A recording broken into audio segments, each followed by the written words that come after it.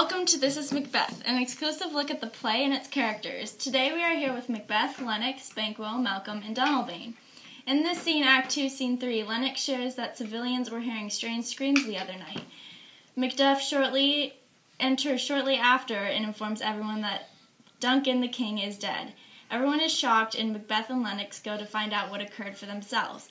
They come back and explain that the guards were also killed, covered in blood, proving that what may have been an accident was in fact a murder. However, Macbeth faked his astonishment. In reality, he killed the guards and Duncan. What was his motive behind this, you may ask? To become king, of course, as prophesied by the three witches.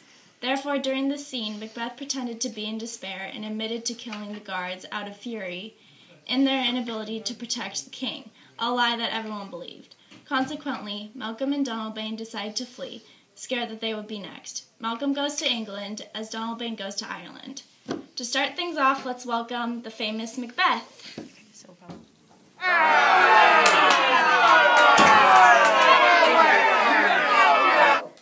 How are you today? I am great, thank you. In this scene, what was your motive behind saying, "Had I died but an hour before this chance, I had lived a blessed time"?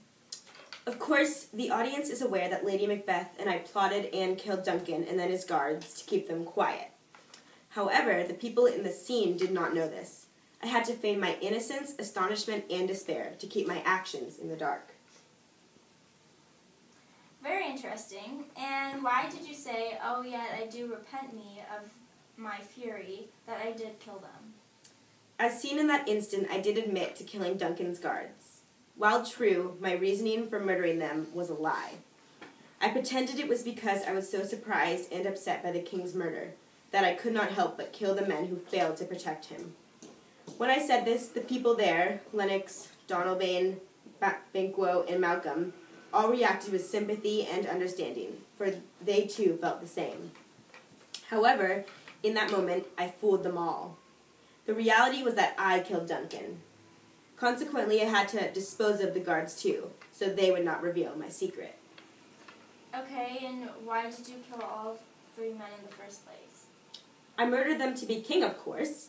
The three witches prophesied that this would occur, that I would have the throne and the crown. The only way for me to attain royalty was if I killed the current king, Duncan.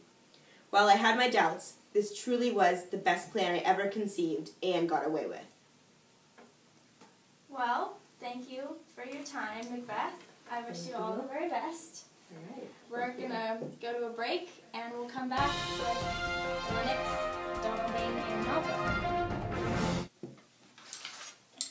Smithy's Blacksmith, the official blacksmith of Shakespeare. Come by today. Welcome back to This is Macbeth. Everyone give a hand for the nobleman Lennox.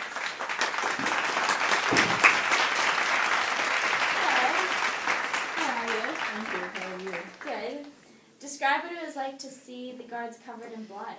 To be completely honest, it was both terrifying and devastating.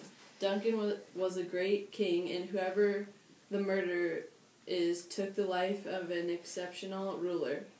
From what I saw, the guards looked pretty guilty for killing him. It makes me sick to think that someone who the king trusted with safety is capable of committing such a terrible act. And what do you think of Macbeth? I had a lot of respect for him at first, but now I don't. What do you mean? Well, ever since Duncan was killed, I have had suspicions about Macbeth. Are you saying that Macbeth killed Duncan? I don't know what to believe. I don't want to make any accusations yet. The guards look pretty suspicious, but there's something that doesn't seem right about Macbeth. Why would Macbeth kill Duncan? To be king, I suppose. But I may be completely wrong. From what I know, Macbeth is a great man. Well, thank you for your time, Lennox. I wish you all the very best, and we're going to go to a break. Johnny's Blacksmith. It's next to Smithy's.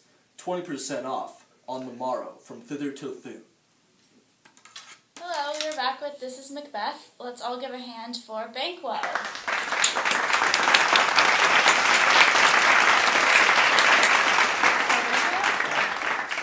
How are you? I'm doing good. How are you feeling feeling with the death of Duncan? I'm devastated on what happened. Okay, do you have any idea who might have killed him? No, I don't. But I will try and find out once I can. Good for you. Well, we're going to go to another break now, but we'll catch you again with Donald Bain and Malcolm. Welcome back to This is Macbeth. Now let us all welcome the royal sons of Duncan, Malcolm, and Donald Bain.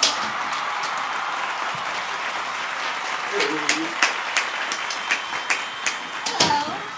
How are you two today? To be honest, Shannon, I'm a bit shaken up. I bet. What is going on through your mind when you enter the room to find out that your father is dead? Well, actually, I don't really know what was going on through my mind at that point, because I managed to stay calm through such a tragic event. I guess it was a bit of a rude awakening for me. I bet. What about you? I was scared, shocked, just curious who the cold killer could have been. My initial reaction was to go find him and avenge my father's death, but I decided that laying low would be the best option for me. And why did you two split up and go to different countries? Yes, well, when my brother here told me that he was to head to England, I really thought that Ireland was the safest bet for me. Can you elaborate? We decided that fleeing would be our best option. I mean, we were probably the next targets for this killer, and we don't want to stick around to find out. Okay, and just one more question. I don't want to keep the two of you too long. With the two of you gone to separate countries now, who do you think will step in and fill the role of the king? Oh, Macbeth. Macbeth is the obvious choice here. I mean, he's honest, loyal, and he'd just be a great king. Interesting. Okay. Well, thank you both for your time. Well, you've heard it here first, everyone. Don't forget to see the popular play Macbeth at your local theater. Catch us next Tuesday at 8 to discuss the famous Romeo and Juliet. Have a great night.